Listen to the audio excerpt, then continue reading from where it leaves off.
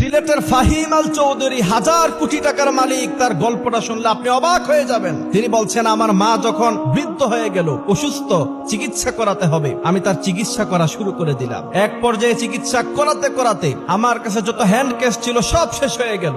আমি ধার করা শুরু করলাম, ধার করে পর্যন্ত আমার মায়ের আমি চিকিৎসা চালালাম। শেষ পর্যন্ত আর কোথাও ধার পেলাম না। তিনি বলছেন, আমি আমার লন্ডনের সে ফ্ল্যাট পর্যন্ত আমি বিক্রি করে দিলাম শুধুমাত্র আমার মায়ের সেবা করার জন্য। সিলেটের ফাহিম আল চৌধুরী তিনি বলছেন যে আমার মা অত্যন্ত বৃদ্ধ মানুষ, নিজে ওয়াশরুমে গিয়ে নিজে পরিষ্কার হবে সেটা তিনি পারতেন না। আমি আমার এই আঙ্গুল দিয়ে তিনি যখন ওয়াশরুমে তিনি জরুরত ছাড়তেন, তারপরে আমি আমার নিজের আঙ্গুল দিয়ে নিজের হাত দিয়ে তা পরিষ্কার করে দিতাম। আমি তিনাকে গোসল করিয়ে দিতাম, তিনাকে খাবার খাইয়ে দিতাম। তবে আমি দেখতাম আমার মা যখন নামাজের মধ্যে দাঁড়াতেন, নামাজের পরেই দুহাত তুলে আল্লাহর কাছে কেঁদে কেঁদে আমার ব্যাপারে দোয়া করতেন, আর আমি পিছনে বসে বসে তার সাথে আমিন বলেছি।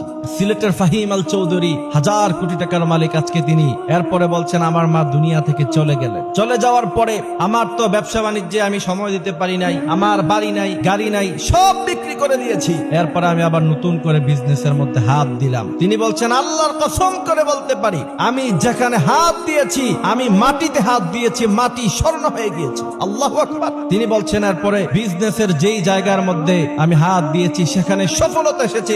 আজ পর্যন্ত আমার জীবনে কোনো ব্যর্থতা আসে নাই। তিনি তারপরে বলছেন, আজকে সেই দিনের গাড়ি হারা